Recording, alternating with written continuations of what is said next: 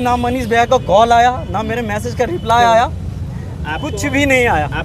उस चीज़ को मतलब रौंदा गया है, उस चीज़ को इस तरीके से रौंदा गया है कि मैं ये मतलब बता नहीं सकता। मेरा एक्सपेक्टेशन ये नहीं था कि सोनू सूद सर से मिल लेंगे। अरे भाई मैं भी एक्टिंग कर रहा हूँ, एक्टिंग के फील्ड में काम कर रहा हूँ, एक आर्टिस्ट हूँ। बोलिए भैया हम कितना बजे प्रोग्राम में आवे?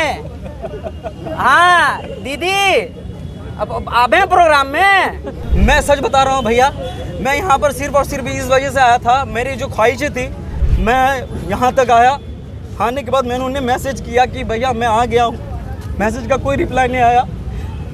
फिर जो इवेंट ऑर्गेनाइजर थी उनको मैंने एडजस्ट भी किया। ऐसा होटल दिया जा रहा था जहाँ पर मतलब मनीष भैया नहीं रहते, हमें मनीष भैया नहीं बुलाया था और उनके प्यार से बड़ा भैया फोन किया था, पर्सनली उन्होंने फ़ोन करके मुझे इनवाइट किया। सोनू सूद जी आने वाले हैं तो वहाँ पर सोनू सूद जी आपको सम्मानित करेंगे। आपको उस प्रोग्राम में रहना है, 21 तारीख को आपको रहना है। अरे मैं प्रोग्राम में आ रहा हूँ एज अ चीफ गेस्ट, मेरे को आप बुला रहे हैं, गेस्ट अपीयरेंस बुला रहे हैं, ठीक है। और आप बुलाने के बाद क्या होता है कि आप लोग गायब हो जाते हैं। सोनू सूद सर का बहुत बड़ा फ़ैन हूँ, बिना कुछ सोचे समझे मैंने सोनू सूद सर की आवाज़ की एक्टिंग करी, आवाज़ की प्रैक्टिस करी, मैंने आवाज़ निकालने की कोशिश करी, मैंने परफॉर्मेंस की तैयारी करी। मुझे सोनू सूद सर से मिलने का कोई लालच नहीं है, कोई भी लालच नहीं था। मेरे को बस यही लालच था कि लोगों से मिलूंगा, लोगों की गड़गड़ाहट तालियों की गूंज मेरे कान में गूंजेंगी और वही मैं सुनूंगा। और उनकी जो आवाज़ की प्रैक्टिस मैंने करी है तो मैं उनके सामने करूँगा। मैं किसी को बुरा भला नहीं कह रहा, एटलीस्ट मेरे कॉल का रिप्लाई तो कर देते, एटलीस्ट मेरे मैसेज का जवाब तो दे देते। नमस्कार, मैं पंकज झा और आप देख रहे हैं रेबल न्यूज़ इंडिया। बापू सभागार है और बापू सभागार के सामने में मैं अभी खड़ा हूँ। यहाँ पर कल एक स्टेज शो हुआ था जिसमें मनीष कश्यप जी इनवाइट किए थे सोनू सूद को, और इवन कि सोनू सूद बिहार आए, उसके बाद उसी स्टेज शो में आदर्श आनंद को भी इनवाइट किया गया था। लेकिन पता नहीं क्या हुई नहीं हुई, आदर्श आनंद उस स्टेज शो में नहीं दिखे, जिसके बाद आज आदर्श आनंद आए हैं और आज प्रेस कॉन्फ्रेंस रखे हैं।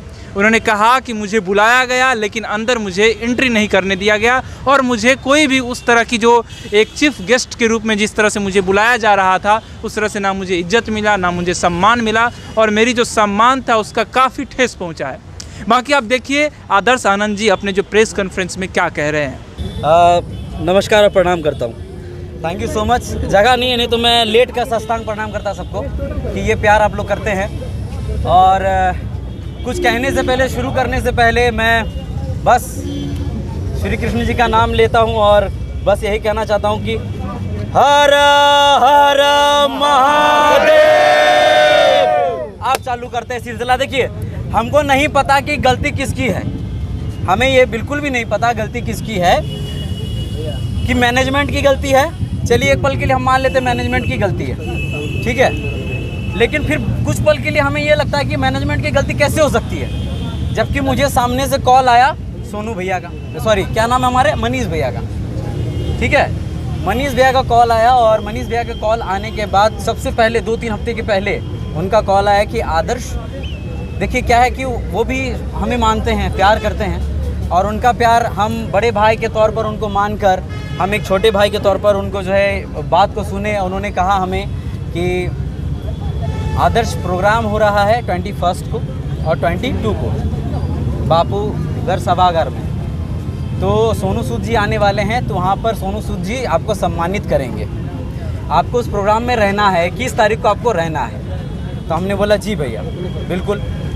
तो कैसे जाना आना कैसे क्या है आप हमको बता दीजिए, क्या करना है नहीं करना है, वो सब के लिए टेंशन नहीं लेना है, सब कुछ सही हो जाएगा, सब कुछ सही है।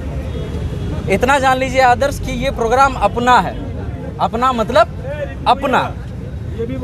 तो कहने का मतलब ये है कि जब उन्होंने कहा कि अपना मतलब अपना, तो क्योंकि चूंकि ये बिहार से है, बिहार का प्रोग्राम है, तो आदर्श अपने कंधे पर और दिल पर, जुबान पर ना बिहार को लेकर ही चल रहा है। मेरे हर एक वीडियो के लास्ट में बिहार और भागलपुर का जिक्र होता ही होता है। आप मेरे एक भी वीडियो को उठाकर देख लीजिए, मैं जब से वीडियो बना रहा हूँ बचपन से लेकर अब तक और आगे भी बनाऊंगा तो बिहार का जिक्र करूंगा ही करूंगा, और उन तमाम लोगों का जिक्र करूंगा जो मेरे साथ मेरे दुखी वाले घड़ी पे खड़े हैं और हमेशा खड़े रहते हैं। मैंने उनके बात पर अमल किया, मैंने बोला ठीक है भैया, ठीक है। मैंने ये तक नहीं बोला कि हमको कितना पैसा मिलेगा, हमको जाने आने का किराया क्या है, पेट्रोल का खर्चा क्या है, मैंने ये सब बिल्कुल भी नहीं पूछा भैया, और हमें 1 रुपया तक भी नहीं मिला है कि कैसे करके क्या कहता है आना जाना है, कैसे करके क्या है। मैंने खुद से ही, वो सब खैर बात की बात है।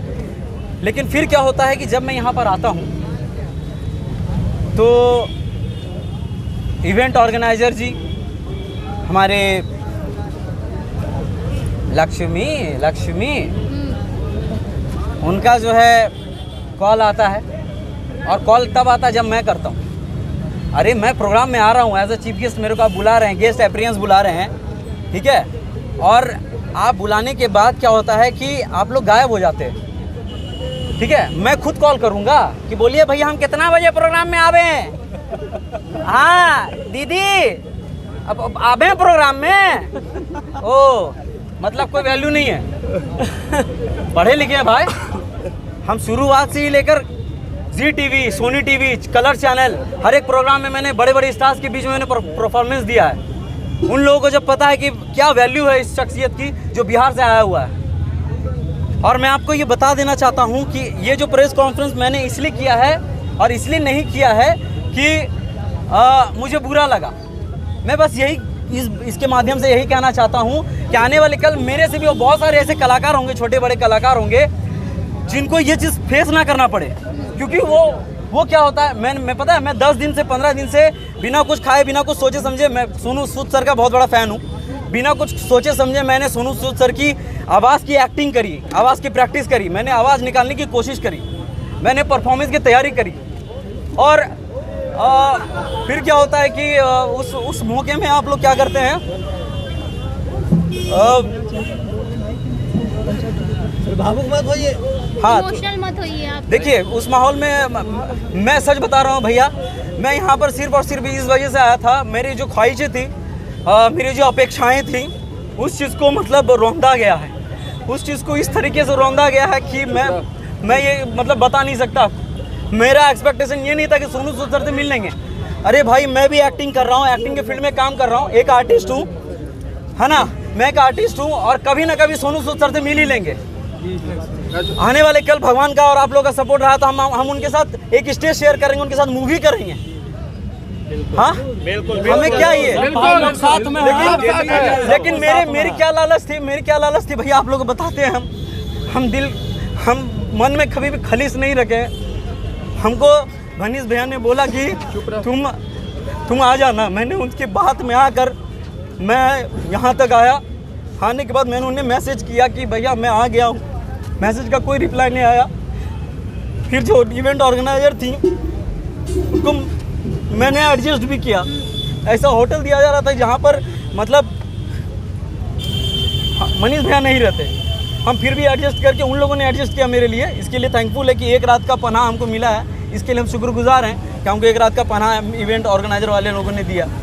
लेकिन उसके बाद दिन भर कोई खोज खबर नहीं है कि आदर्श ने खाया, आदर्श के साथ जो टीम आई है उसने खाया है पिया, कुछ भी नहीं। और मेरे को बस मैंने खुद कॉल किया सुबह कि मैम मेरे को बता दीजिए मेरे को कितने बजे आना है। उन्होंने बोला कि 5:30 बजे का स्लॉट है, आपको भेज देते हैं। उन्होंने स्लॉट तक कुछ नहीं भेजा। और आपको मैं बता दूं कि ना मनीष भैया का कॉल आया, ना मेरे मैसेज का रिप्लाई आया, कुछ भी नहीं आया। आपको मनीष से कैसे बुलाए थे कि इवेंट मैनेजर? हमें मनीष भैया नहीं बुलाया था, और उनके प्यार से बड़ा भैया फोन किया था, पर्सनली उन्होंने फ़ोन करके मुझे इनवाइट किया। देखिए भैया मैं बस इतना कहना चाहता हूँ कि वो बुरे नहीं हैं, मैं किसी को गलत ठहरा नहीं रहा, लेकिन मेरे साथ जो हुआ वो नहीं होना चाहिए था। एक कलाकार जो होता है ना, मैं बहुत एक्सपेक्टेशन था कि 55,000 की भीड़ में मैं सबको बिहार वासियों का साथ है और बिहार वासियों को मैं जाकर प्रणाम करूंगा। और जो मैंने परफॉर्मेंस की तैयारी करी थी मुझे वो सिर्फ दिखाना था। मुझे सोनू सूद सर से मिलने का कोई लालच नहीं है, कोई भी लालच नहीं था। मेरे को बस यही लालच था कि लोगों से मिलूंगा, लोगों की गड़गड़ाहट तालियों की गूंज मेरे कान में गूंजेंगी और वही मैं सुनूंगा। और उनकी जो आवाज़ की प्रैक्टिस मैंने करी है तो मैं उनके सामने करूँगा। मैं किसी को बुरा भला नहीं कह रहा, एटलीस्ट मेरे कॉल का रिप्लाई तो कर देते, एटलीस्ट मेरे मैसेज का जवाब तो दे देते। Thanks for watching Rebel News India. Stay tuned for more updates. Don't forget to like, share and subscribe.